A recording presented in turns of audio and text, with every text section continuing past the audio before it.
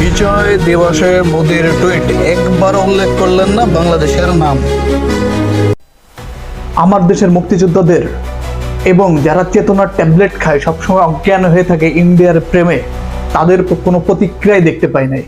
মহান বিজয় দিবস উপলক্ষে শুভেচ্ছা বার্তা দিয়েছে ভারতের প্রধানমন্ত্রী নরেন্দ্র মোদী। টুইটার পোস্টে 1971 সালের 16 ডিসেম্বরের বাংলাদেশের বিজয় দিবসকে ভারতের বিজয় দিবস হিসাবে ইঙ্গিত করেছে।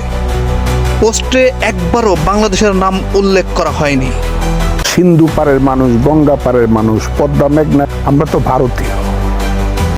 2024 সালেও বিজয় দিবস নিয়ে দেওয়া এক পোস্টে নরেন্দ্র মোদী বাংলাদেশের বিজয় দিবসকে ভারতের বিজয় দিবস বলে দাবি করেন। স্বাধীনতার সার্বভৌমত্ব রক্ষা করার জন্য ওসমান হাদিদের আমাদের কত প্রয়োজন, বুঝবা বাঙালি জাতি, বুঝবা সেদিন আর কুল কিনারা পাবা না। সেই সাথে বলতে চাই, বাংলাদেশে নরেন্দ্র মোদীর যে সানাগুলো আছে সেই সানাগুলার কোনো প্রতিক্রিয়া দেখি নাই। বাংলাদেশের একটা সংগঠন আছে যেটাকে বলে বাম সংগঠন, তারা ইন্ডিয়ার প্রেমে এতটাই আসক্ত, বাংলাদেশে যদি আপনি একটা ভালো কাজ করতে যান সেটার নেগেটিভ দিক তারা খুঁজে বের করবে। এটি 1971 সালের যুদ্ধে ভারতীয় সশস্ত্র বাহিনীর ঐতিহাসিক ও চূড়ান্ত বিজয়ের এক প্রতীক। কথায় আছে, নাটক কম করো প্রিয়, তুমি যে দিল্লির প্রেমে আসক্ত সেটা তোমার চাইচলনে বোঝা যায়।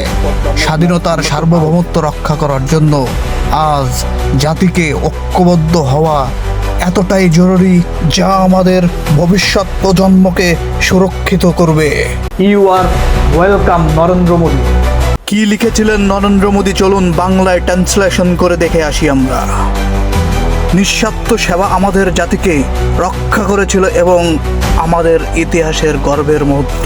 কথায় আছে চোরের মেয়ের বড় গলা, তাহলে ক্যান্টনমেন্টে চুরি হওয়া অস্ত্রগুলো কোথায় এবং আমাদের সম্পদ কোথায়?